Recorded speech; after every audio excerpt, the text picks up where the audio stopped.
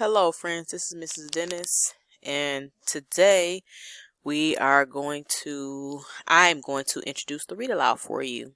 So our read aloud is chapter 3 called The Open Road, and we are on Unit 1, Lesson 1 in our story, The Wind in the Willows. So I want you to remember that The Wind in the Willows is a chapter book, and each day I'm going to read a chapter.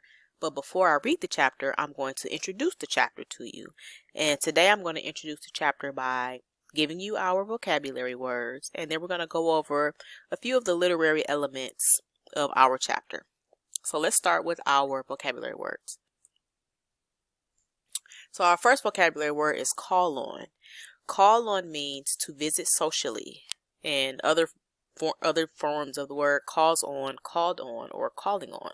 So if you're going to visit someone that's at home, or visit a friend, or visit a family member, you're going to go call on them. Our next vocabulary word is common.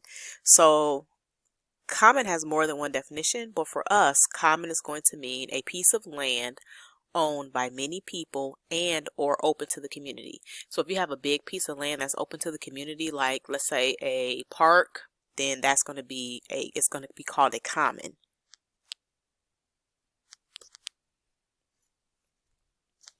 Mended means fixed, repaired, or patched up. So I don't know if you've ever seen anybody sew something, or if you've ever seen someone fix a button or put a patch on some jeans, or fix the hole, maybe even fix the hole in the swimming pool, or fix the hole in your tire, like the bike tire had a hole in it, they fixed it. So that's going to be called mended. Possessed, that means controlled or owned by something. So the example that you see on the screen is someone playing soccer. So someone possesses the ball, and you see the remote control. That's a big thing in my house. Someone wants to always have the remote control, so you want to possess the remote control. State. So we're not talking about the state you live in. We're talking about a physical or emotional condition or shape that something is in, or a way of being, often for a period of time. The state that you're in. So it could be someone's mental state, someone's physical state. Are you happy? Are you sad? Are you physically, what are you doing physically? What does something look like? And that's going to also, state is also our word work for today. So I want you to take a look at the picture of the dog, and I know you can see the dog's paws and the dog's belly, very dirty. So the state of the kitchen floor was filthy after Zeus, our dog, came running into the back door of the house after rolling in a mud puddle. So again, for state, for us, is going to mean the state that something is in. And in this case, we're talking about the kitchen floor. It was filthy after Zeus came running in the back door. Can you imagine if you had mud on the bottom of your shoes and you didn't take your shoes off before you came in the house, what your floor would look like? The state of your floor would be very filthy. So another sentence is, a careful inspection showed them that the cart was in a hopeless state, right? I mean, it couldn't be repaired. So if something is in a hopeless state, that means that it's not much that you can do for it. So what I want you to do with these vocabulary words, of course, the vocabulary words are going to be up on a slideshow, and I want you to copy the vocabulary word and the definition into your vocabulary journal. Remember, we do that every day. So let's go back for a second. Do you remember when we talked about perspective, and we talked about it's how someone sees something or experiences something, and everyone's perspective on something can be different, right? So if you go look out your window right now, and I look out my window, and we're looking outside at the same time, we're going to see something different because our perspective is different, right? You're going to see what you see looking out of your window, and I'm going to see what I see looking out of my window. But remember, it's how we each see the same thing, right? Because we're both looking outside, we just see outside differently. So that was what we learned last week. We also learned about dialogue and narration, right? So what is dialogue, right? Dialogue is what the characters say to each other, and not just in the story. If I'm talking to you and you're talking to me, we are having dialogue. And we talked about the difference between dialogue and narration, right? So what distinguishes dialogue from narration? And that's quotation marks, right? If you put quotation marks around something. And what I want you to remember is that so far in the story that we're reading, it is being told from the perspective of Mole, right? And remember, Mole is one of our major characters. We talked about major and minor characters. Mole is one of our major characters. And that's whose perspective the story is being told from so far. So let's review some of the story elements that we already went over. We went over characters, major and minor. We talked about that. Characters can be animals, people, or things. In this case, the characters are animals, and we talked about personification when you give a non-living thing like living traits, right? So these animals, they talk, they wear clothes. So I want you to keep that personification, keep that word in the back of your brain.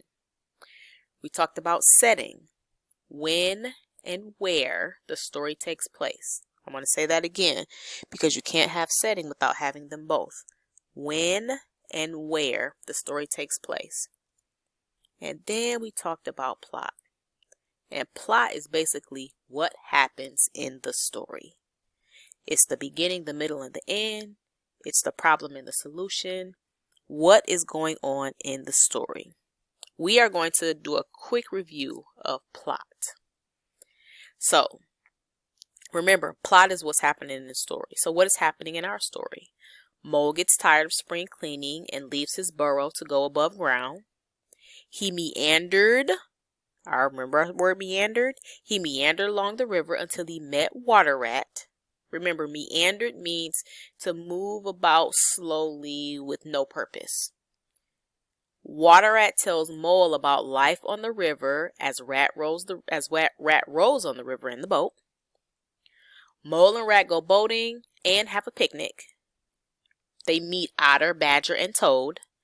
Mole overturns the boat, and then Mole stays with the rat, right? So do you remember that part of it? Great. So over the next few days, and it'll be definitely the rest of this week and next week, we're going to be learning about themes in The Wind and the Willows, right? Themes. That's the key word for today. Theme. T-H-E-M-E. Theme. So what is theme? The theme of a story is the message, lesson, or moral the author wants you to learn. I'm going to stop right there. I'm going to give you a couple seconds to think about that. I'm going to give you about 10 seconds to think about that. Keep thinking. 5 seconds left. I'm going to say that again for you. Theme. The theme of a story is the message, lesson, or moral the author wants you to learn. So, The Wind and the Willows. The author wants you to learn something, right? Themes could be anything. Courage, perseverance, honesty, good versus evil, kindness, acceptance, cooperation, loyalty, friendship, love, compassion, responsibility, irresponsibility. Right? Those are all examples of common themes that you're going to hear in a story. Right? So the story that we're reading, what does the author want us to think about? Right? And then how do we determine what the theme is? So we're going to ask ourselves a couple of questions. Okay? What idea stays with you? What stays with you as you read? It comes up over and over. And then how did the characters grow or change? How did Mole change? How did Rat change? Right? So So examples of theme for our story: friendship, loyalty, responsibility, and irresponsibility, right? That's both sides of the coin for responsibility: being responsible and not being responsible. This theme is going to be important. We're going to see theme throughout the entire story. So we're going to touch on it. We're going to touch on it a little bit more. Okay? Here we go, right? So here are some examples of theme in the story so far. Friendship. Rat invited Mole to his house and gave him dry clothes, right? That's an example of friendship. Are you going to invite a friend? Are you going to invite someone over to your house and give them dry clothes if they're not your friend? No way, right? You're only going to do something like that for your friends. Loyalty. Do you remember when Mole tipped over the boat? Did Rat leave? Nope, he did not. Rat stays with Mole even after he overturns the boat. That's being loyal to your friends. That's loyalty. Who was responsible in this story so far? Was it Rat? Was it Mole? Did they each show examples of being responsible? Rat certainly did. Rat making sure his friend Mole had food.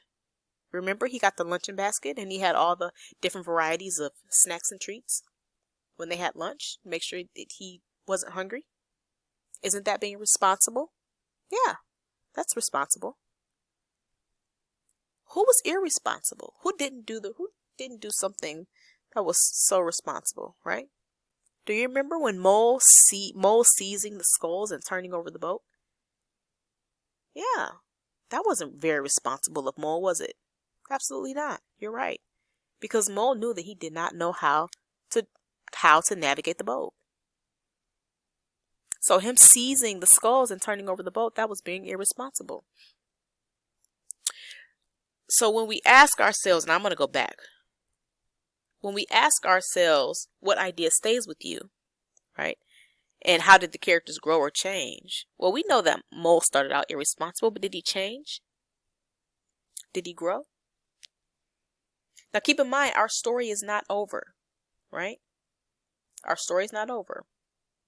So we're going to keep reading, and we're going to keep finding out, because theme is a broad idea and it's going to come up so many times over the course of this book. You know, theme is a part of our fiction writing, like characters and setting and plot, which the author is going to use to help guide us through the story. So these themes are going to guide us through the story. Okay, we talked about all of those recurring themes. It's going to keep coming up. Friendship, it's going to come up again. Loyalty, it's going to come up one more time. It's not good. Responsibility is going to come up again. Irresponsibility, it's going to come up again. Right? So if you could think of any example of theme of friendship, what we've heard so far, right? We have some here. Mole offering to pack up the picnic while Rat rests. That's another example of Mole showing friendship. Rat rescued Mole from the river. Oh, do you remember that one?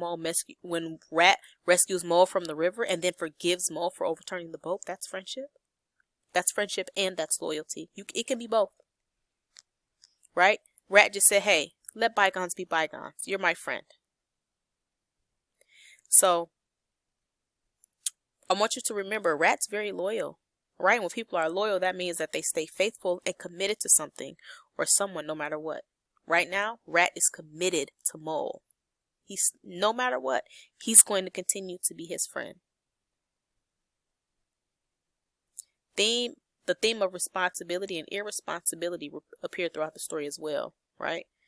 So, I know all of you friends are responsible. A responsible person is someone who takes care of the things that he or she is supposed to do, right? A responsible person does good work and can be trusted and depended on to do the right things. I know all of you can, right? What do you think irresponsibility is? I'm going to give you 7 seconds to think about that.